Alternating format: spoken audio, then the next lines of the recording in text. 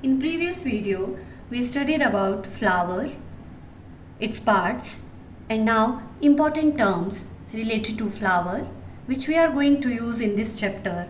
First, complete flower and incomplete flower. Complete flower are those flowers in which all the four whorls present.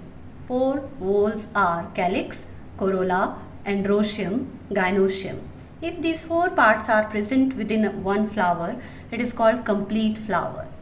If out of the four, if any one is missing, any one part is missing, we call that flower incomplete flower.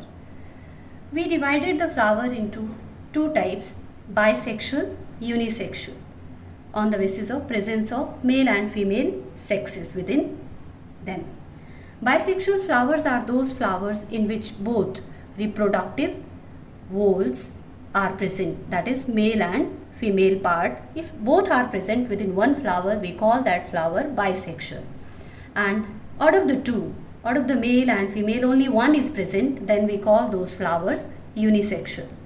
For example, if stamen is present, if male part is present, we call the flower staminate flower. Okay, so staminate flowers are those in which only androecium is present.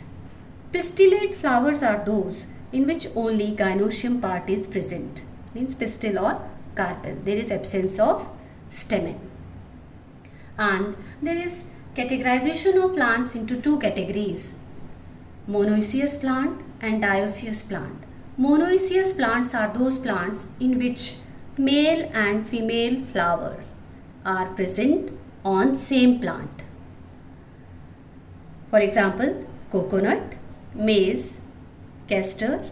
In these all plants, male and female parts or flowers are present within one.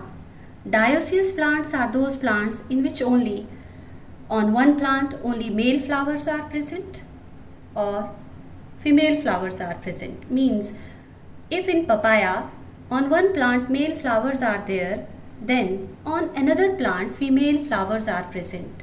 Such type of plants are called dioecious plants.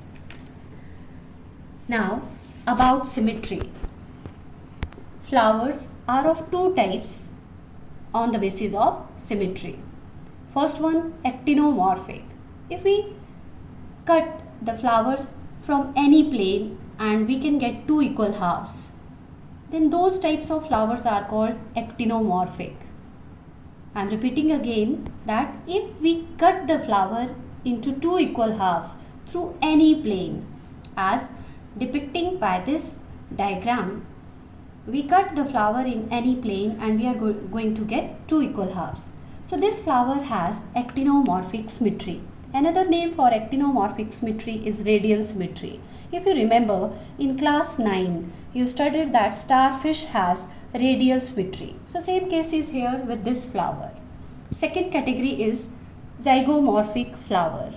Zygomorphic flowers are those flowers which we cannot divide into two equal halves if we cut them in any plane.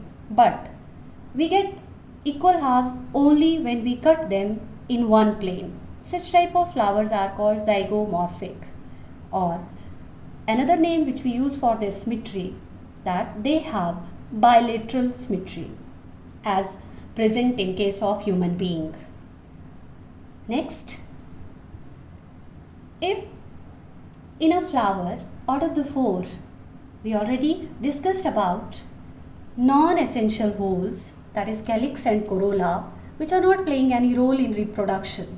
If both are absent within one flower, such type of flowers are called achlamydous flowers. Which two whorls are absent? That is calyx and corolla. What term we will use? Achlamydous flowers. Next, monoclamydous. Monoclamydous flowers are those only one accessory whorl is there. Means out of the four, only one whorl is present there. Whorls are calyx, corolla, androecium, gynoecium. Only one is present, then we call that flower monoclamydous. Diclamydous. Diclematis flowers are those where both calyx and corolla present. For example, in common flower, pea, China rose, so they are diclematis type of flower.